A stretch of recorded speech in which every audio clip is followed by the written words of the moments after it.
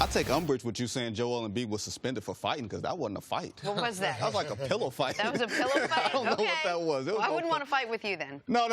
I'm from Detroit, where basketball players used to really fight back in the day. Gotcha. I knew where that was going. But I don't know if they have the right personnel to be able to make a legitimate finals run.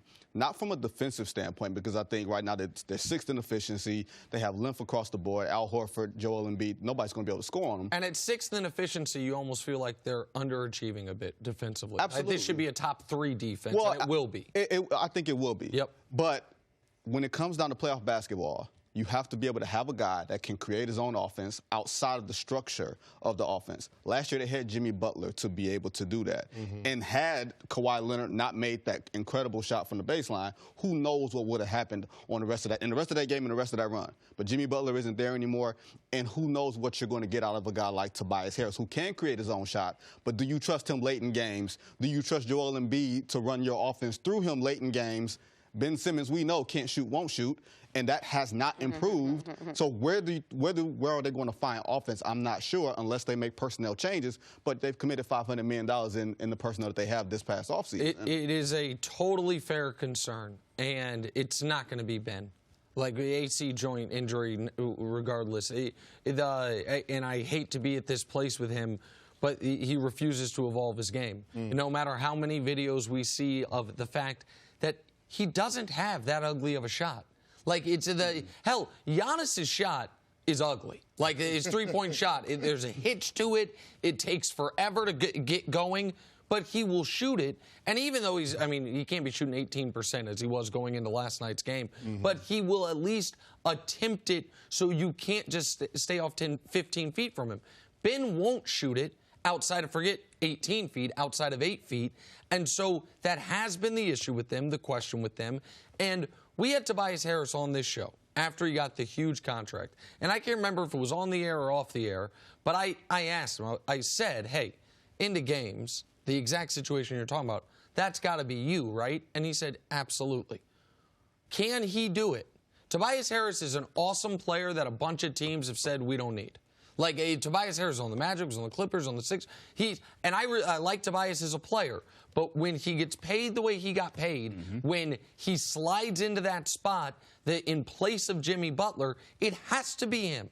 Because it can't be one of your big men. Can't be Horford or Embiid. It's obviously not going to be Josh Richardson. If it is, then you're in bad shape. Like, and the guys they don't have that much depth because they have allocated so much resources to the front court. I like the rookie they got, Thibault, but he's a one-way player. He's a spectacular defensive player even as a rookie, but he's got no offense whatsoever. So the only guy he can be is Tobias Harris.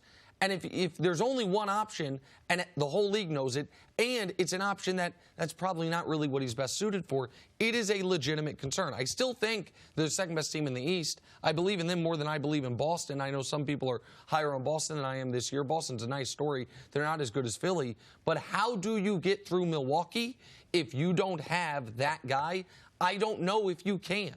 And I think last night's game proves Vince's point, because you're talking about a 4-point game until Donovan Mitchell takes over, and he's the catalyst for that team going on that 12-2 run in the second half, which really created that separation. So, yeah, the Sixers are going to have to find somebody that can get them a bucket in clutch time. I don't think it can be Joel Embiid. You haven't seen historically a lot of big men in NBA history be that guy in that critical moment late in the game to take that shot. It's not Ben Simmons. He's shown us that he's not going to be that guy. So you're banking on Tobias Harris. I don't know if he's got that element to his game. They're going to have to find that part of it. They're going to have to get somebody to give them that identity late in games that can take over, that can get them a bucket, especially once we're talking about postseason basketball, because, the intensity ratchets up. The defense is a lot better. So who's going to be that guy for the Sixers? We just don't know. I think that defense is going to give them a chance. Defense will keep the games close. But you're going to have somebody that can create their own offense without Brett Brown drawing something up on the sideline. Well, I don't even know if Brett Brown's capable of drawing something up from the sideline. I'm not saying that he's not a good enough coach, but when you get to where the margins are thin, is he going to be that much of an advantage over Mike Budenholzer, over an Eric Spoelstra in Miami, over a Brad Stevens? Like, the East is a little bit different this year. at the top than it was last year, where we know Miami has a guy in Jimmy Butler in a 7-game series who's going to go out and get his own. Boston has a few guys that, let's say Jason Tatum has taken his next step. Let's say Gordon Hayward is fully recovered. Let's say Kemba Walker is Kemba Walker. You have 3 guys. Now, Joel Embiid is supposed to be that guy. If he's the franchise, he's supposed to be this 30-point MVP candidate, which I believe he is. He doesn't have a defined or refined, like, post-game. 2 moves in the counter.